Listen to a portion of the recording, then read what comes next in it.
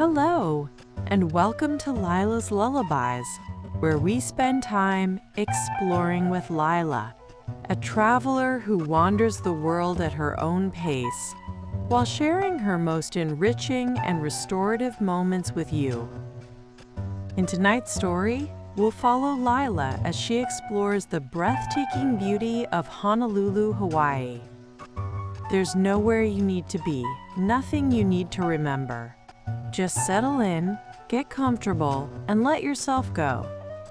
We're so glad you're here. Whenever you're ready, let's begin. Lyla's alarm went off at 6, but she was already awake.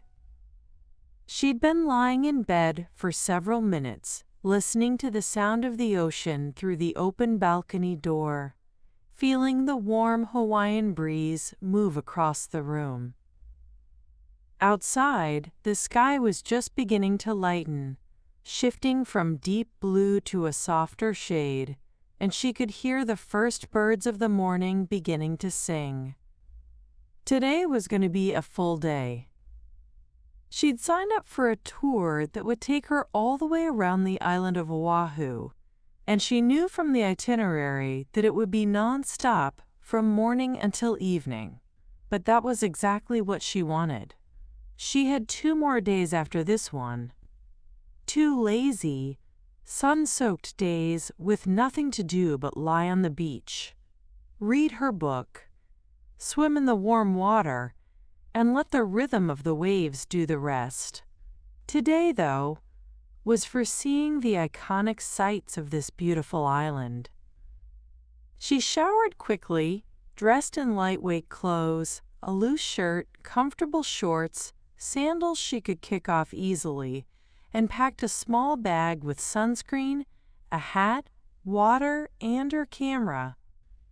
Downstairs, the hotel's breakfast cafe was just opening.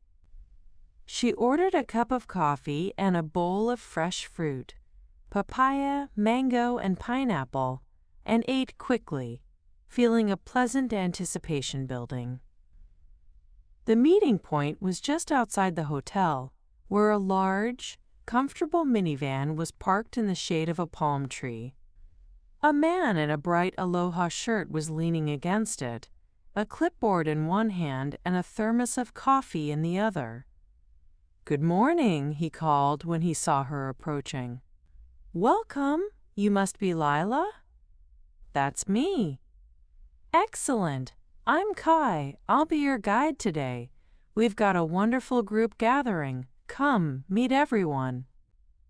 4 people were already waiting in the shade nearby. A tall woman with sun-freckled skin and a wide-brimmed straw hat smiled at Lyla. "I'm Margaret, from Edinburgh. I'm a retired school teacher, and I've wanted to visit Hawaii my entire life. 62 years of waiting, and here I finally am." A young man with an easy laugh and a camera hanging around his neck stepped forward. "I'm Jiro, from Tokyo. I'm a graphic designer, and I've been obsessed with Hawaiian surf culture since I was a teenager. I've seen about 1,000 movies, so today I'm finally seeing it in real life." Next to him stood a couple, both dressed in matching sun hats that Lyla found quietly charming. "We're David and Ruth, from Cape Town," the man said. "We're celebrating our 40th wedding anniversary." Someone, he glanced at his wife with an amused look, decided that Hawaii was the only place worthy of the occasion. Ruth waved her hand dismissively. "I was right. Look at this place." The last member of the group was a woman in her 30s, with dark hair tied back in a practical ponytail and a well-worn backpack slung over one shoulder. "I'm Ines, from Buenos Aires. I'm a marine biologist, and I'm here partly on vacation, and partly because I'm hoping to see some of the sea turtles. They're my specialty." "Well, you're in luck," Kai said. "We'll have plenty of chances today. Everyone ready? Let's go." They climbed into the minivan, and Kai pulled out of the shade into the morning traffic. Waikiki was already coming to life. Joggers moved along the sidewalks, surfers carried boards toward the beach, and shops were beginning to open their doors. So today, Kai said as he drove, we're going to see a little bit of everything Oahu has to offer. We're starting with Diamond Head, then heading along the coast to some of my favorite spots before we hit the North Shore for lunch. It's going to be a big day, but I promise you, the views are worth every minute. They drove along the coast, and within a few minutes, the familiar shape of Diamond Head came into view. A volcanic crater rising from the shoreline, its green slopes rising sharply against the blue sky. The morning light caught the grass on its flanks, turning it a vivid emerald, and the crater's rim was traced with a line of darker green where the vegetation was thickest. Behind it, the ocean stretched out in shades of blue, so deep and layered, they seemed almost impossible. Diamond Head is about 230,000 years old, Kai explained as he parked. It was formed by a single volcanic eruption, and the crater you see is actually the caldera, the collapsed center. The name comes from British sailors in the 1800s who thought the crystals in the rock were diamonds. They weren't, obviously, but the name stuck. They got out and walked to a lookout point where the full shape of the crater could be appreciated. From here they could see the trail that wound up to the summit, where hikers were already making their way up in the early morning light. The crater itself was a perfect bowl of green, its inner slopes lush with tropical vegetation, ferns and grasses and wildflowers spilling down the walls in an unbroken cascade of color. Above, the sky was a pale, cloudless blue, and the air carried the scent of salt and plumeria from gardens somewhere behind them. We're not hiking today, so we have time to see more of the island, Kai said, but if you come back on one of your free days, the summit view is incredible. Lyla stood at the railing, looking at the crater. It was impressive in its simplicity, just a ring of green volcanic rock rising from the shore, ancient and patient. Jiro was already photographing it from several angles. Margaret stood quietly beside Lyla, her face turned up toward the sun. "It's beautiful, isn't it?" Margaret said. It wasn't quite a question. "It really is," Lyla agreed. They climbed back into the van and Kai drove east along the coast. The road was scenic, winding past rocky shorelines and patches of beach. After about 20 minutes, he pulled into a small parking area and pointed toward the water. "Halona Blowhole, this is one of my favorite stops. Come, take a look." They walked down to the rocky shore, where a natural formation in the volcanic rock created a powerful effect. Every time a wave crashed against the rocks, water was forced up through a narrow crevice and shot into the air like a geyser, spraying salt water high above them. The group gathered near the edge, watching the rhythm of the waves. Crash! Whoosh! A jet of white water fountained upward, catching the sunlight and breaking into a fine mist before falling back down. The sound was dramatic, but oddly soothing, the steady pulse of the ocean forcing its way through stone. "It's like the ocean is breathing," Margaret said. "That's a lovely way to put it," Ines said, watching the water with a scientist's attention. "The pressure dynamics are actually fascinating. The shape of the crevice acts like a nozzle, amplifying the force." They watched for several minutes, each wave bringing another spectacular burst. A few other tourists had gathered as well, and there was a shared sense of delight at the spectacle. Nature putting on a show, free of charge. Kai led them back to the van, and they continued east. The coastline here was wilder, the cliffs steeper, the water a deeper blue. They climbed an elevation, the road winding upward until they reached Makapu Lookout. "This is one of the best scenic overlooks on the island," Kai said as they stepped out. "Look." The view was stunning. They stood on a rocky promontory, and below them, the coastline curved away in both directions. Dramatic cliffs dropping straight into the Pacific. The water, a brilliant turquoise where it met the shore, and deepening to cobalt farther out. The rocks at the base of the cliffs were dark volcanic stone, worn into smooth, sculpted shapes by the relentless action of the waves. White foam swirled around them, and where the water pulled back, it left behind glistening patches of black rock and tiny tide pools. A lighthouse stood at the tip of the point, its white tower gleaming in the morning sun, and beyond it the sea stretched endlessly, the horizon a clean, unbroken line where blue met blue. And in the distance, the green mountains of the island rose up behind them, their slopes draped in clouds that seemed to rest in the valleys, like cotton tucked into folds of fabric. David and Ruth stood together at the railing, holding hands. 40 years, David said quietly, and this might be the most beautiful thing we've ever seen together. Ruth squeezed his hand. Don't tell the kids that, they'll be offended.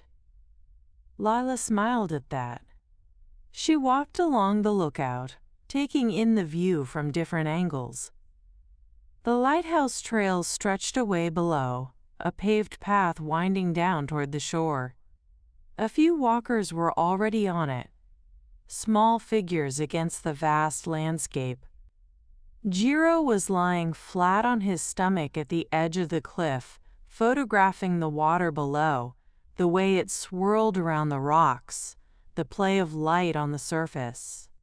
"The colors here are insane," he said. "I could photograph this for hours." They lingered at the lookout for a while, then climbed back into the van. Kai drove north along the windward coast, the landscape changing as they went. The cliffs gave way to gentler slopes, and the water came into view again in a sweeping bay. "Kaneohe Bay," Kai announced. "One of the most beautiful bays in the world. See how the water changes color? That's because of the reef below. It's shallow in some places, deep in others, and the sand and coral create all those different shades of blue and green." They drove along the bay, and Lyla pressed her face close to the window like a child watching the water. The colors were extraordinary. Pale aquamarine near the shore deepening to emerald, and then to sapphire, where the water grew deeper. The bay was framed by mountains on the landward side, their slopes a deep, impossible green, ridged and folded like layers of silk. Clouds drifted along the mountaintops, casting moving shadows across the water, so that the colors shifted and changed even as she watched. In the distance, small green islands, called Kaneohe's Cocoa, dotted the bay, their shores ringed with white sand, and the water between them was so clear it seemed almost transparent. "There are kangaroos on one of those islands," Kai added with a grin. "You're kidding," Jiro said. "Not kidding. A couple escaped from a zoo years ago. They're still there, living their best lives." The group laughed, and Lyla found herself smiling. There was something delightful about the idea of kangaroos hopping around a Hawaiian island, entirely out of place, and apparently not bothered by it in the least. They turned inland, climbing into the hills, and after a short drive arrived at a macadamia nut farm. A sign at the entrance read, "Welcome to Paradise," in cheerful letters, and Kai parked beneath a grove of macadamia trees, their broad leaves creating a cool canopy. The air here was different from the coast, warmer, softer, scented with earth and green growing things. Dappled sunlight filtered through the canopy, falling in shifting patterns on the ground below, and somewhere in the branches above, a bird was singing a high, sweet song. A woman in a wide-brimmed hat met them at the entrance. "Welcome, everyone. I'm Linda. I'll take you through a quick tour of the farm, and then you can taste some of our nuts.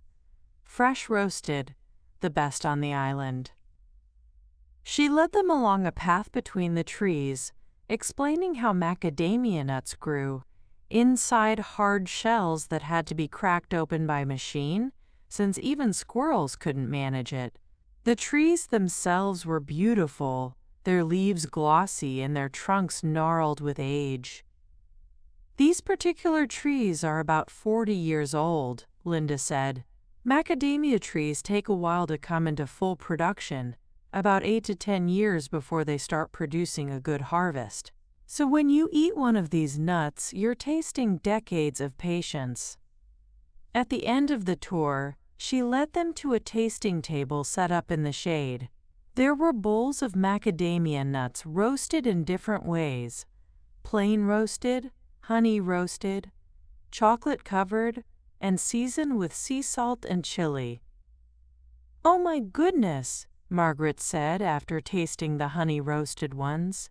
"These are extraordinary. I need to buy about 10 bags of these before I leave." Lyla tried each variety, savoring the rich, buttery flavor. The plain roasted ones were wonderful, creamy and warm, but the chocolate-covered nuts were perhaps her favorite, the dark chocolate complementing the nut perfectly. They spent time at the tasting table, chatting and trying different combinations, and Kai made sure everyone had time to visit the small gift shop before they left. Back in the van, they drove north again, climbing over a mountain pass. The landscape changed as they went. The road wound through valleys draped in tropical green, past waterfalls tumbling down mossy cliffs in thin white ribbons, past fields where taro grew in neat rows beside streams lined with ferns. The air coming through the open windows was thick and humid, carrying the sweet smell of hibiscus and the earthier scent of wet soil. And then, as they crested the final ridge, the North Shore appeared, spread out before them in a wide, sweeping panorama that made Lyla catch her breath.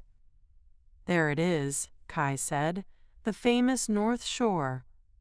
The coastline stretched for miles, a long curve of sandy beach backed by mountains. The waves here were larger than on the south side of the island, not enormous in May, but impressive enough to draw surfers from around the world. The water was a deep, vivid blue, and the sand was pale and wide. "In winter," Kai explained, "the waves here can reach 30, 40, 50 feet. The biggest surf competitions in the world happen on this stretch of beach. But in May, it's much calmer. Still exciting, but not quite so terrifying." He drove along the coast, past beaches, with names that Lyla was trying to commit to memory. They stopped briefly at Banzai Pipeline, one of the most famous surf breaks in the world.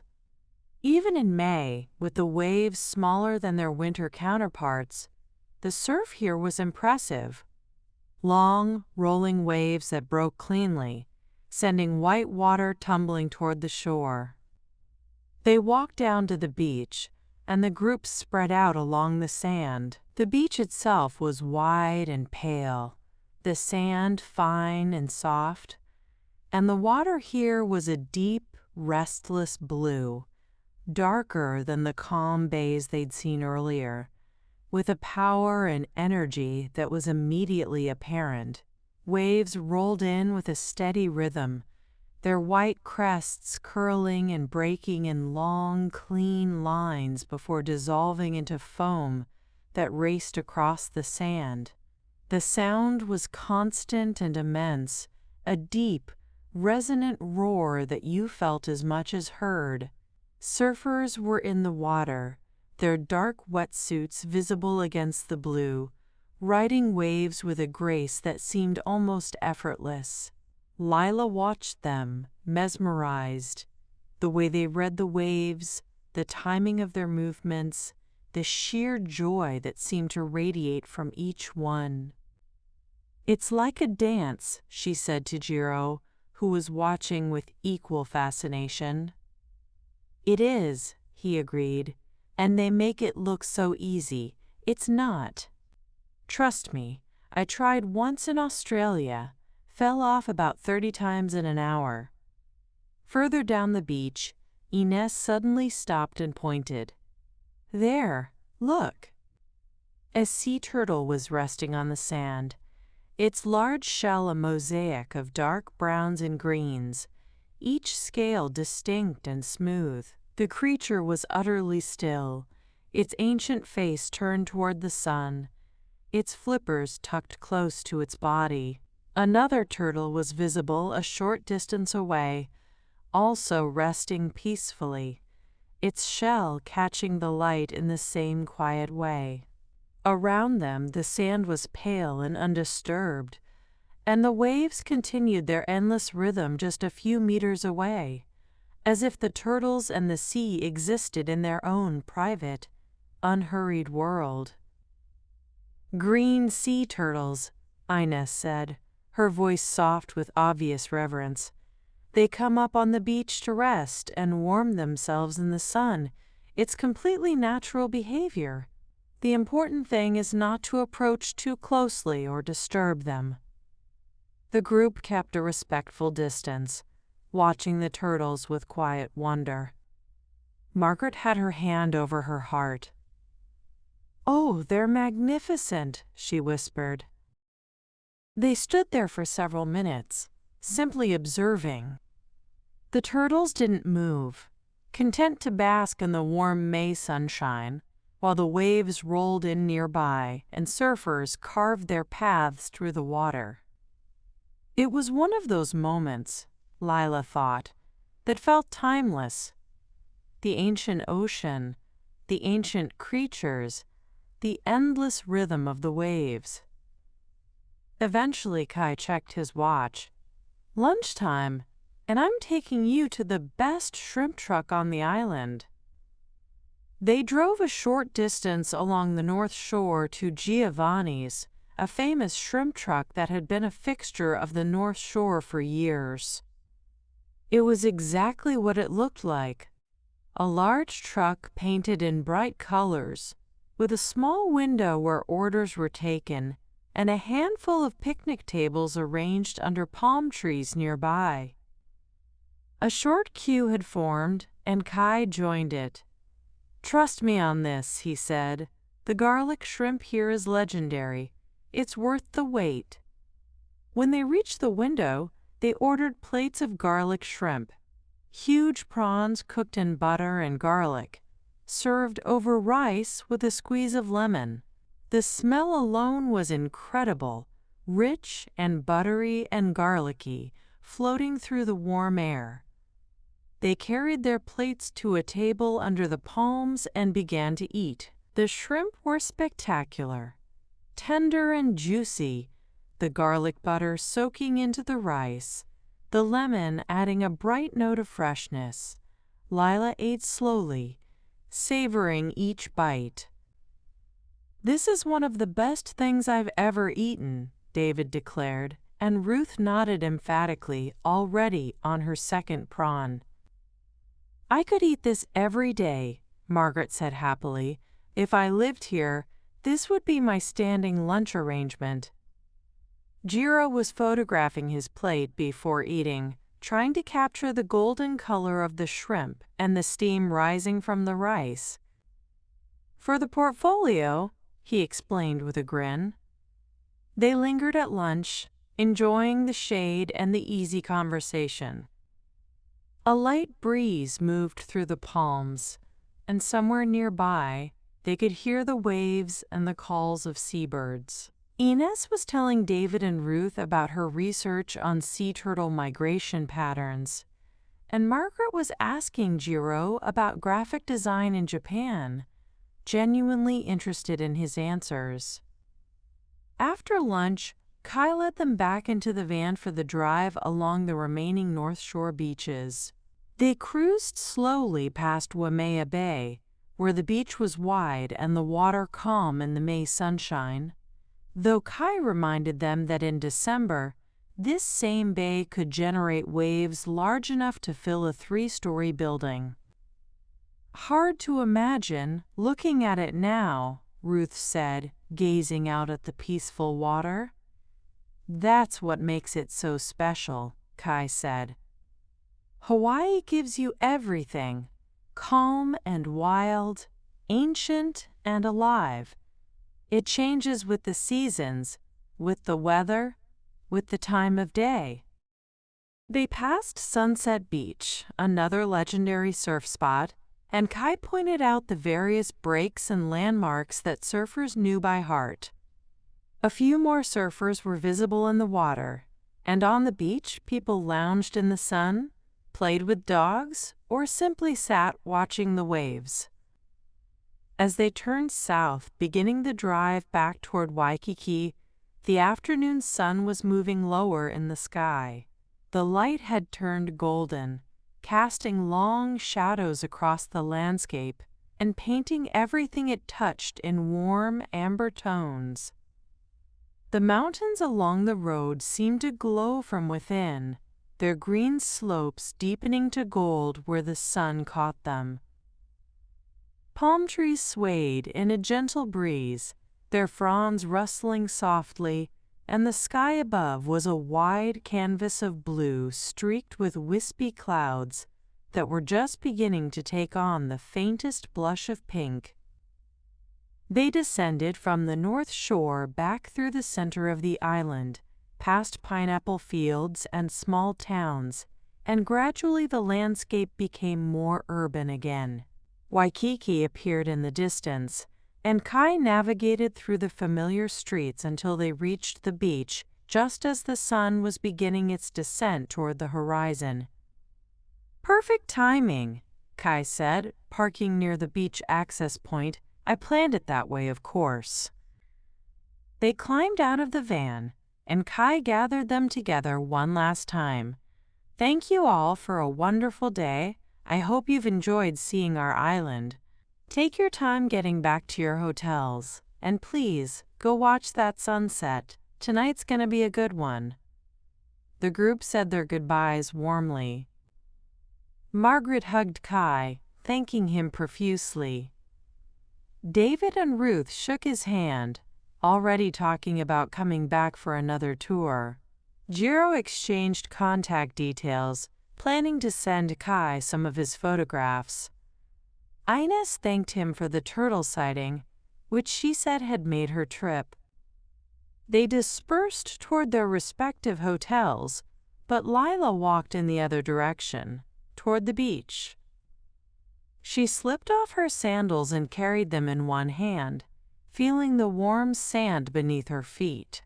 The beach was busy with the evening crowd. Families, couples, tourists like herself, all drawn to the same place for the same reason. She found a spot on the sand, not too close to the water but close enough to hear the waves, and sat down. The sky ahead of her was already beginning to change. The sun was a golden disk moving steadily toward the horizon, and the clouds, scattered lightly across the western sky, were beginning to catch the first warm colors. Lyla leaned back on her hands and watched. The colors deepened slowly, the gold turning to amber, the amber to a soft coral pink.